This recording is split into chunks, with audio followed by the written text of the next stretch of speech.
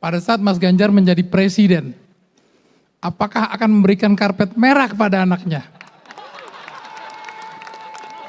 Yang saya sadari adalah kekuasaan itu ada batasnya dan kekuasaan itu menggoda. Maka kita harus punya kontrol diri dan tahu diri. Dan saya kepingin semua yang sekolah, investasi, pendidikan, kelak kemudian siapapun akan bisa menjadi apapun melalui jalur yang fair. Baik, silakan panitia. Yang milenial diutamakan. Milenial dan Gen Z, bukan silakan. milenial, tapi pertanyaannya penting ini Mas Ganjar. Oh, siap. Baik, silahkan. Saya pernah ketemu sama Alam Ganjar. Menurut saya anak yang pintar dan punya kompetensi. Bagaimana menurut Mas Ganjar, suatu saat, pada saat Mas Ganjar menjadi presiden, apakah akan memberikan karpet merah kepada anaknya? Terima kasih, saya Kadri Muhammad, musisi dan pengacara. Terima kasih Mas Kadri, terima kasih banyak. Dan saya sangat kenal dengan Mas Kadri. Karena hampir 2 jam beliau ngebrief saya soal IP, soal royalty, dan nasib para seniman. Makasih Mas. Saya mungkin akan kasih baju merah aja ke dia. Buat saya sebenarnya yang penting adalah bagaimana semua punya kompetensi dan bisa berkompetisi yang sehat. Saya menyadari Mas Kadri, saya dan Pak Mahfud ini beda tipis, Betty gitu ya Pak ya. Betty-nya dari sisi usia beda tipis. Saya kira hanya beda beberapa bulan saya dengan Pak Mahfud. Tanggal lahirnya maksudnya, kalau tahunnya agak jauh gitu Pak ya. Yang kedua beliau pengalamannya di 3 institusi, kalau trias politika udah lengkap. Saya cuma 2. Yang saya sadari adalah kekuasaan itu ada batasnya dan kekuasaan itu menggoda. Maka kita harus punya kontrol diri dan tahu diri. Dan saya kepingin semua yang sekolah, investasi, pendidikan, kelak kemudian siapapun akan bisa menjadi apapun melalui jalur yang fair. Saya tidak mau kelak kemudian anaknya Mas Kadri akan kalah dengan Alam karena anak presiden. Saya tidak mau anaknya Mas Kadri akan kalah dengan anak bupati. Saya tidak mau anak Mas Kadri akan kalah dengan anak gubernur atau pejabat siapapun. Karena itulah penting teman-teman hadir untuk kemudian memberikan kepada saya saran, kritik, kontrol, karena semua butuh proses.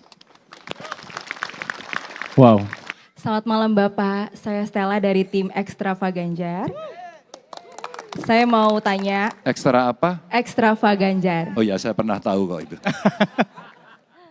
Ya, jadi tadi Bapak sempat bilang akan melamar kami anak muda Indonesia. Pertanyaan saya, bagaimana cara Bapak melamar kami anak muda Indonesia? Kalau sudah dilamar, mau dibawa kemana kami?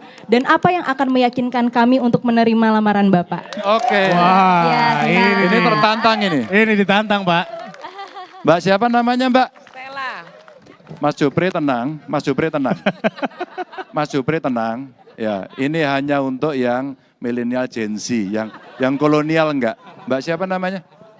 Stella. Bapak. Saya punya contoh. Sino, kamu sini Sin. Ya enggak, ini saya orang yang menemukan dia pertama. Mudah-mudahan saya tidak keliru ya Sin ya. Ada dikasih mic enggak di Sino? Oke. Sin, kamu cerita, kamu saat ketemu saya pertama di mana Sin? Waktu itu di acara pembekalan caleg Pak Ganjar. Ya kamu tak suruh ngapain? Naik ke meja Mas waktu itu. Terus ngapain kamu? Disuruh cerita tentang harapan anak muda ke para caleg dari anak yang waktu itu saya masih SMA Pak Ganjar. Apa yang kamu katakan pada para caleg? Saya cerita waktu itu bahwa politik Indonesia saat ini butuh harapan. Bukan sekedar baliho billboard, tapi ada bukti nyata dan keterlibatan anak muda di situ. Mulai kapan kamu kemudian tertarik untuk ikut politik dan kemudian sampai sekarang? Sekarang kamu Saya mahasiswa? saat ini jadi mahasiswa, Mas. Jadi mahasiswa. S1. Saya pertama kali tertarik waktu SMP. Tapi yang membuat saya tertarik, saya harus masuk politik praktis adalah saat saya bertemu dengan jenengan waktu itu. Dia anak Jawa Timur, Mbak. Saya temukan dengan kawan-kawan, saya suruh ngeritik para caleg. Saya suruh naik meja dan semua geger.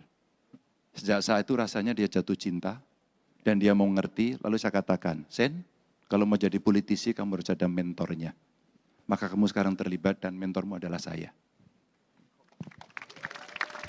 Sudah siap masuk? Siap. Dan saya akan cari seluruh talenta anak muda Indonesia untuk menjadi juru bicara saya dan silahkan mendaftar kepada Pak Arsad yang ganteng tadi itu. Oke. Saya hanya kepingin dari seluruh konsepsi saya dan Pak Mahfud nanti akan diterjemahkan oleh anak-anak muda dan di depan kamera biarlah mereka yang menjelaskan secara detail karena itulah representasi itu. Siap Bapak. Terima kasih. Luar Siap, biasa. Selamat malam Pak Ganjar dan Pak Mahfud. Perkenalkan nama saya Alia. Saya sebagai mahasiswa psikologi dan juga public figure ingin menanyakan, menurut pemahaman saya kesehatan mental masyarakat menjadi syarat penting bagi Indonesia jika ingin menikmati bonus demografi. Yang ingin saya tanyakan sejauh apa keseriusan pemerintah memandang isu terkait tersebut. Terima kasih. Baik, baik. Wow. Oke, luar biasa pertanyaan. Mau langsung dijawab Bapak? Langsung? Silakan. Iya. Siapa namanya? Alia Pak. Alia, terima kasih Alia. Terima kasih Pak. Alia, saya sedang bersama istri saya, sedang bersama anak saya. Dengan anak saya bercerita bagaimana saya bisa paham apa yang dipikirkan oleh anak-anak muda. Dan ternyata salah satu adalah tentang mental health. Yang kedua saya cerita dengan istri saya, bagaimana kemudian perang orang tua, termasuk ketika parenting mesti dilakukan. Ya tentu sebagai ibu istri saya rasanya jauh lebih memahami situasi psikologis itu. Apa yang terjadi? 2 kali saya melakukan diskusi ini bertemu dengan anak-anak muda. Yang pertama ketika podcast. Pada saat podcast ada penyintas yang bercerita bagaimana kesehatan mentality super serius yang tidak boleh dilupakan.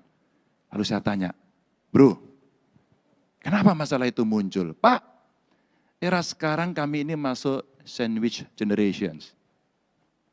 Kami seperti terhimpit, double burden, kadang-kadang multi burden gitu. Kami memikir diri sendiri, kami juga memikirkan orang tua. Maka tekanan-tekanan itu muncul. Hari ini yang dilakukan adalah parenting mulai dari keluarga, di sekolah, bimbingan konseling mesti wajib. Yang ketiga, pemerintah harus memberikan fasilitas agar anak-anak kita yang punya persoalan itu bisa mengadu, bisa konsultasi, dan nyaman untuk menyelesaikan itu. Dan ini butuh keterlibatan semuanya. Begitu. Luar biasa. Oke. Sudah terjawab Sudah. Alia? Terima kasih banyak Pak Ganjar. Pasti Mbak Alia ini kalau lagi stres suka healing ya. Healing kemana-mana seperti itu kira-kira Pak Ganjar ya. Oke? Terima kasih. Siap. Tapi Terima ada kasih. tambahan tuh yang terakhir. Iya Pak. Healing itu memang penting. Baik Pak, oke.